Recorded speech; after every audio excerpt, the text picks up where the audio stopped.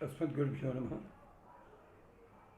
वाणी नत गीर्वाणी सुख पुस्तक वल्लकीयुत सुपाणि बंभरवेणी नित्यं दद्यात् तव वाग्विलासं उरुकृपया। మాకు మా గురువులు బిఎస్సిలో ఉండగా శ్రీమాన్ అత్తిలి గోపాలకృష్ణమాచార్య వారు బిఎస్సి పూర్తయి బయలుదేరుతుండగా కాలేజీ నుంచి వారి సంతకం కోసం ఆటోగ్రాఫ్ అంటారు కదా, గుర్తుగా తీసుకుంటుంటే ఈ ఆశీర్వచన శ్లోకం రాశారు. ఏమిటి స్వామి ఇది అంటే, నాయన నువ్వు తెలుగు వ్యాసాలు రాసేవాడివి, మంచి బాగా రాసేవాడివి. ఎంపీసీ అంటే గణిత శాస్త్రము, భౌతిక శాస్త్రము, రసాయన శాస్త్రాలు చేస్తూ కూడా తెలుగు మీద ఇంగ్లీష్ మీద మంచి అభిమానం పెంచుకున్నావు, బాగా చేశావు. అందుకని వాణి నిన్ను అనుగ్రహించుగాక. ఇది 72. అప్పటికి నేను ఉపన్యాసాలు ఇవేం నాకు చేత కావు, లేదు, అసలు వేదాంతం కూడా పెద్ద కాదు, సాహిత్యం చదివేవాడిని. అలాంటిది ఉపన్యాసకుడు అవుతుండగానే వారి మాటే గుర్తొచ్చింది. వారి ఆశీర్వచనం ఉపన్యాస ప్రారంభమైనది సుమారు 78 ప్రాంతాల్లో. వెంటనే వెళ్ళి వారి ఆశీర్వచనం తీసుకున్న సుమారు 4 సంవత్సరాల పాటు ప్రతి ఏడాదిలో 2-3 సార్లు వెళ్ళి ఆశీర్వచనం తీసుకునేవాడిని. అది ఆ ఆచార్యుల దివ్య స్మృతికి అంజలి ఘటిస్తూ ఇక్కడ శ్రీమద్ రామాయణంలోని విశేషాల్లోకి వస్తున్నాం. కౌసల్య చెప్తుంది, కాలము నిన్ను క్షమించాలి, రక్షించాలి. 12 ప్రదయ చక్రం ఏకం త్రీణి నభ్యాని. సూర్యుడికి ఒకటే చక్రం, దానికి కథలు చాలా ఉన్నాయి, కానీ కాలచక్రం ఒకటే ఉంటుంది. కాలానికి, కాలరథానికి 12 ప్రదయ, దానికి 12 పరిధులు ఉంటాయి, 12 అంచులు. ఇది 12 నెలలు. చక్రం ఏకం, ఒక రకంగానే తిరుగుతుంది అది. త్రీణి నభ్యాని, 3 నాభులు ఉంటాయి, అంటే 3 పలకాలు. గ్రీష్మ హేమంత వర్షాలు. ఇప్పటికీ యాంత్రిక శాస్త్రంలో ఒకే చక్రానికి 3 పలకలతోటి 3 నాభులతోటి వెహికల్స్ తయారు చేయడం జర్మనీలో, జపాన్లో ఇప్పటికీ ఉంది. కానీ మన ఇండియా లాంటి చోట్ల ఒకటే యాక్సిల్ తోటి చేస్తారు. అక్కడ 3 చూపించారు, ఉంటుంది. అది యుద్ధాల్లో వాడతారు ప్రత్యేకించి. కౌతిచ్చికేత, ఎవరయ్యా ఈ విజ్ఞానికి, ఏ విజ్ఞానికి రహస్యం తెలుసున్నది? తస్మిన్ సాకం 300 న శంకర అర్పితా 6 న చలచలాస. ఇంతకుముందు చెప్పుకున్నదే ఇది. అలాంటిది అదే పద్ధతిలో నీకు లోకాలన్నీ క్షేమం కావాలి అని చెప్తున్నప్పుడు కూడా ఇదే మనకి చెప్తుంది. బాబు, ఊత జావా పృథివీ క్షత్రం ఊరు బృహత్ రోదసి శరణం సుషుమ్నే మహస్కరదో వరివోయద నోస్మే క్షయాయ దిశనే. బాబు, ఇది విస్తరించడానికి చాలా టైం పడుతుంది. క్లుప్తంగా, గొప్ప బలం కలిగిన ఇది కాలం నీకు బలం ఇవ్వాలి. గొప్పదైన సుఖం కోసం మంచి ఆవాసం ఇవ్వాలి. ధనము, పాపరహితమైన జీవనము నీకు ఇచ్చి తీరాలి. ఇవ్వండి అని అక్కడ ప్రార్థన. ఇచ్చి తీరతాడు పరమాత్మ అని రామునికి ఆశీస్సు. జావా పృథివీ జనయన్ వ్రత ఆపహ ఓషధీ వనినాని యజ్ఞయ అంతరిక్షం స్వహ ఆపప్రు ఊతయే వశం దేవాస నిమజ్జు. బాబు, తమ తమ శక్తితోటి నీటిని, ఓషధులని, యజ్ఞార్హములైన వృక్షాలని కూడా ఉత్పత్తి చేస్తున్నాయే, వాటివి అవి. అంతరిక్షం స్వహ ఆపప్రు, అంతరిక్షాన్ని సైతం తమ తేజస్సుతోటి పూరిస్తున్నాడే సూర్యభగవానుడు. అతడు ఊతయే వశం దేవాస నిమమరుజు. వాటినే తనువుకి అలంకారంగా చేసి పెట్టేలాగా సూర్యుడు, దేవతలు వాళ్ళందరూ నీకు కలిగించాలి. అంటే నీ శరీరానికి ఉండేది బలము అలంకారం కావాలి, సంపద అలంకారం కావాలి, నీరోగత అలంకారం కావాలి. అలాగే అన్నీ కూడా నీకు అలంకారాలుగా ఉండాలి. అదే సీతాదేవి అడిగింది, చిన్నత హేమ సమాన వర్ణం, ఎలా ఉన్నాడయ్యా అమ్మ, తిండి తింటలేదు కానీ బాగున్నాడమ్మా, ఎందుకున్నా అంటే నువ్వేమో అతని హృదయంలో ఉన్నావు, అతనేమో నీ హృదయంలో ఉన్నాడు, ఇంకా ఉన్నారు మీ ఇద్దరు, ఇది విశేషం. అలా ఉండాలి నాయన అంటూ ఆశీర్వదించింది. అంతేకాదు భూ ప్రపద్యే, భువ ప్రపద్యే, సువ ప్రపద్యే, భూర్భువస్వ ప్రపద్యే, వాయుం ప్రపద్యే, అనార్తాం దేవతాం ప్రపద్యే, అశ్మానం ఆఖానం ప్రపద్యే, ప్రజాపతే బ్రహ్మకోశం బ్రహ్మ ప్రపద్యే, ఓం ప్రపద్యే. ఇది కృష్ణ యజుర్వేదం తైత్రీయం, దాంట్లో చెప్తారు. ఇక్కడ పదాలు మనకు తెలుస్తుంది కదా, వీటన్నిటికీ నేను శరణు వేడుతున్నాను, వీళ్ళు నాకు రక్షణ కలిగించాలి. అనార్తాం దేవతాం ప్రపంచే, అనారోగ్యానికి కారణమైన దేవతలు ఉంటారే వాళ్ళని దూరం చేసి ఆరోగ్యానికి కారణమైన దేవతలు మాతో పాటు ఉండాలి.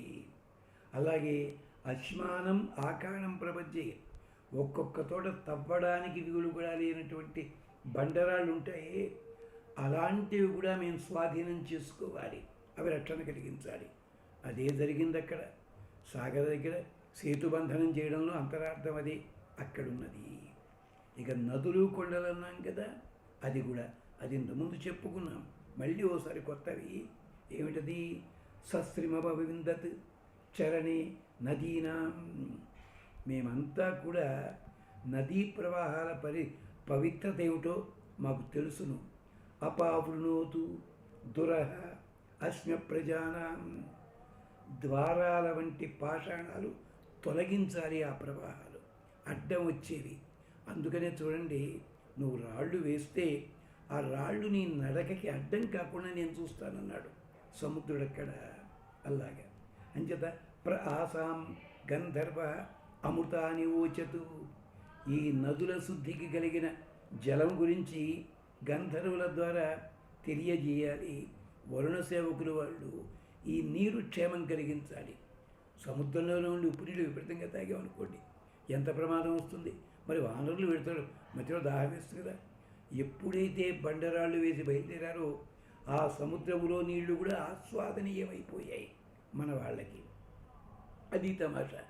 దాని సముద్రాన్ని అవమానపరిచిన వాళ్ళు యుద్ధరంగంలో మరణించిన రాక్షసులు ఉన్నారే, రాక్షసుల సంఖ్య తెలియకూడదని చెప్పి రావణాసుడు ఎప్పుడు ఎవడు పోతే వాడిని సముద్రంలో ముంచేయండి అన్నాడు.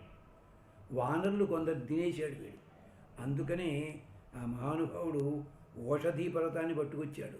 పట్టుకొస్తే ఆ వాసనకి పోయిన వాళ్ళు తిరిగి రాలేదు, కానీ ఉన్నవాళ్ళు వచ్చారు. రాముడితో ఏమన్నాడు సుగ్రీవుడు వీళ్ళంతా అడిగేటప్పుడు ఇంద్రుడిని అడిగాడు, బ్రహ్మని అడిగాడు, పోయిన వానరులందరినీ బతికించవయ్యా అన్నాడు. ఇది తమాషా. రామాయణంలో ఎన్ని రహస్యాలు ఉన్నాయండి, అది గమనించండి. అందుకని ఇంద్రోదక్షం పరిజానాత్ అహీనం, ఈ గంధర్వుడిని ఎవరైతే అమృతం స్రవిస్తారో అతన్ని కుశలునిగా వైకల్యరహితునిగా తెలుసుకున్నవాడు ఒకడున్నాడే, ఆయన నిన్ను కాపాడాలి. సుమిత్రాన ఆపహ ఓషధయ సంతు దుర్మిత్ర తస్మై భూయాసు యా అస్మాన్ ద్వేష్టి యంచ వయం ద్విష్మ. ఇది శత్రుబాధ నిరసనకి మంత్రం ఇది. సుమిత్రాన ఆపహ ఓషధయ సంతు, ఈ నీళ్లు మాకు స్నేహభావం ఉండాలి, ఈ నీటి లోపల ఉండేవి మాకు ఓషధులుగా కావాలి. అంతేకాదు దుర్మిత్ర తస్మై భూయాసు, మా శత్రువుని జయించే వాళ్ళంగా మేము కావాలి. యో అస్మాన్ ద్వేష్టి, ఎవరైతే మమ్మల్ని ద్వేషిస్తాడో, యంచ వయం ద్విష్మ, ఎవరినైతే మేము ద్వేషిస్తామో వాళ్ళిద్దరినీ కూడా వదిలించేయాలి. ఈ వనస్పతి దేవతలు జలదేవతలు. అంతేకాదు పంచనద్యు సరస్వతీమపి యంతి సస్రోతస, సరస్వతీతు పంచదా సుదేశే అభవత్ సరిత్. సింధు నదికే పేరు సరస్వతి. ఆ సరస్వతి 5 నదులు కలిసి ఉంటాయి, చేరి ఆ సరస్వతిగా మార్చాయి 5 నదులు. అదే పంజాబ్ అది ఉంది కదా, ఎసట్లెస్ బియాజివనీను అదనమాట. అలా నదులన్నీ కలిసినట్టుగా అందరూ మాకు మిత్రులు కావాలి, రక్షించాలి. అంతేనా? గ్రహాలు రక్షించాలని చెప్పింది కదా అమ్మగారు. అది కూడా మాట్లాడుకుందాం. గ్రహాలే శుభకరులు కావాలి, ప్రమాదకరులు కాకూడదు. మనకి తమాషా చూడండి, కొన్ని గ్రహాలు దుష్టగ్రహాలు, కొన్ని గ్రహాలు కష్టగ్రహాలు. అవి గ్రహాల దృష్టి కాదండి, అవి తిరుగుతున్నప్పుడు వాటికి ఉండే ఆ సన్నివేశం ఒక్కొక్కసారి నీకు ఆటంకం కలిగిస్తుంది. అలాంటి దుర్మార్గ గ్రహాలు అయితే బ్రహ్మదేవుడు ఎందుకు సృష్టించి పెట్టాడండి? దాని అర్థం అది కాదు. ఎలాగంటే వంట చేస్తున్నాం, నిప్పు, ఆ నిప్పు కడం నీ మీద పడింది, మరి వంట చేస్తుంది, మరి నీ ఒళ్ళు కాలుస్తుంది, మరి తిడితే ఎలాగా? కాదు, ఆ సన్నివేశాన్ని బట్టి దాని మంచి చెడు ఉంటుంది. గుహతాం గుహ్యంతము. బాబు గ్రహములారా, తొలగించవలసిన చీకటిని మీరు తొలగించండి. వియాత విశ్వం అత్రిణం. అందరూ రాక్షసులున్నారే, అత్రిణం ఆ పేరు పెట్టుకొచ్చిన వాళ్ళు, ఆ రాక్షసులందరినీ వియాత దూరంగా పోగొట్టండి. జ్యోతిష్కర్త యదుష్మసి. ఏదైతే ఏ జ్యోతినది యదుష్మసి, ఏది కోరుతున్నామో అలాంటి జ్యోతులు మాకివ్వండి.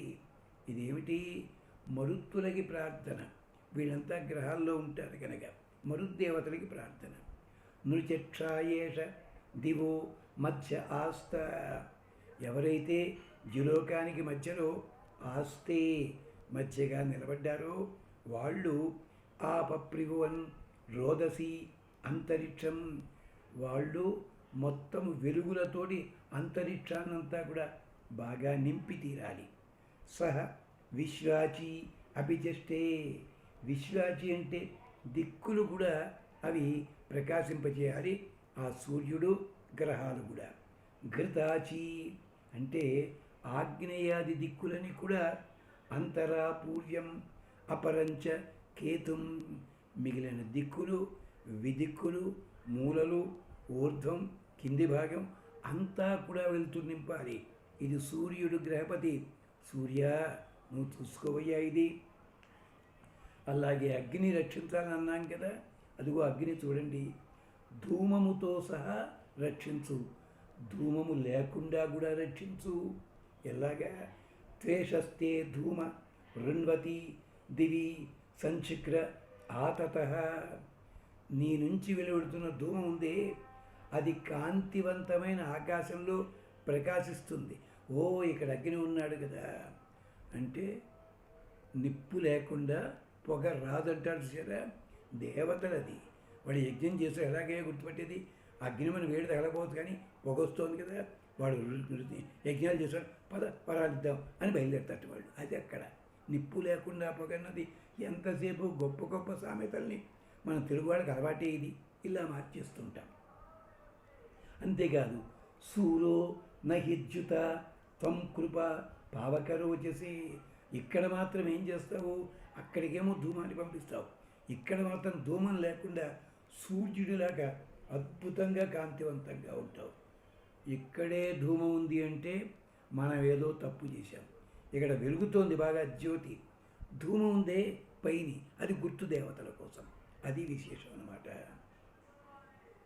అందుకనే దాన్ని ఏమన్నా ధూమకేతు, ఆ పదం మనం తప్పు అర్థం చేసుకుంటాం.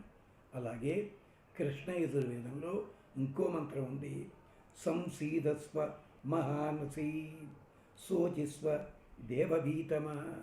స్వామి దర్భాసనం వేసామయ్యా, అగ్నిగుండం తయారు చేసామయ్యా, కూర్చోయ్యా వచ్చి, సంసీదస్వ బాగుగా స్థిరంగా నిలబడు. దేనికోసము? దేవతలచే కోరబడే మహానుభావుడే.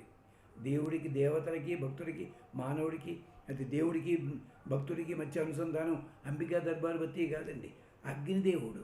అగో అది చెప్తున్నారు, అగ్నిం దూతం వృణీమహేని అంచేత శోచస్వ దేవవీతమ మియేధ్య సృజ ప్రశస్త దర్శనం. మియేధ్య అంటే మేమంతా కూడా మిథ్యావాదులం కాదు. మియేధ్య అంటే యజ్ఞార్హులమైన మేము యజ్ఞం చేస్తున్నాం. నృజు ప్రశస్త దర్శనం, మాకు ప్రశస్తమైన దర్శనాన్ని కలిగించవయ్యా మహానుభావ. అగ్నిష్ట్వా వసుభి పురస్తాత్ రోచయత్ గాయత్రేణ ఛందస సమా రుచితో రోచయ.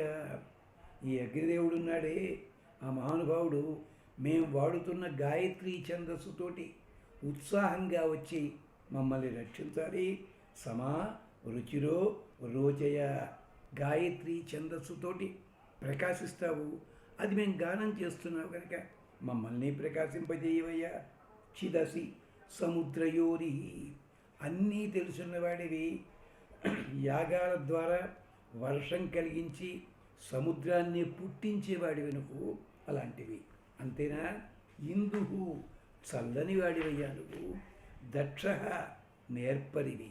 సేన గ్రద్ద ఎంత వేగంగా వెడుతుందో నువ్వంత వేగంగా వెళ్ళగలిగిన వాడివి, వేగశాలివి. శకున అంటే పక్షి రెక్కలతోటి ఎగిరినట్టుగా ఎప్పుడు ఎక్కడికి ఎగరాలో ఎంత దూరం వెళ్ళాలో తెలుసున్నవాడివి, గుర్తు చేసేవాడివి. భురణ్య లోకాలన్నీ కూడా భరిస్తావు నువ్వు. మహాన్ ఆనిషత్త అందరికీ కూడా అభిముఖుడవుతావు. అంతేకాదు కెరటాలతోటి నీలోకి లాక్కుంటావు. కెరటాల్లా వచ్చాయి చూసారా, దాంట్లో కూడా అగ్నిశక్తి ఉంటుంది అని చెప్తారు. నమస్తేస్తు మామా హింసీహి. బాబు ఇలాంటిది మాకెప్పుడు కూడా బాగా రక్షించేలాంటి సన్నివేశానికి నువ్వు అలాంటి అగ్నివి, రక్షించవయ్యా మహానుభావ అంటూ ఇంకా చాలా చక్కటివి మనకి వేరే మంత్రాల్లో కూడా ఉంటాయి. ఇప్పటికీ చాలా వరకు ఎక్కువ చెప్పుకుంటూనే ఉన్నాం, అంచేత మన్నించవలసిందిగా ప్రార్థన చేస్తూ మళ్ళీ తర్వాత భాగంలోకి మళ్ళీ అడుగు పెడదాం. అంతవరకు స్వస్తి.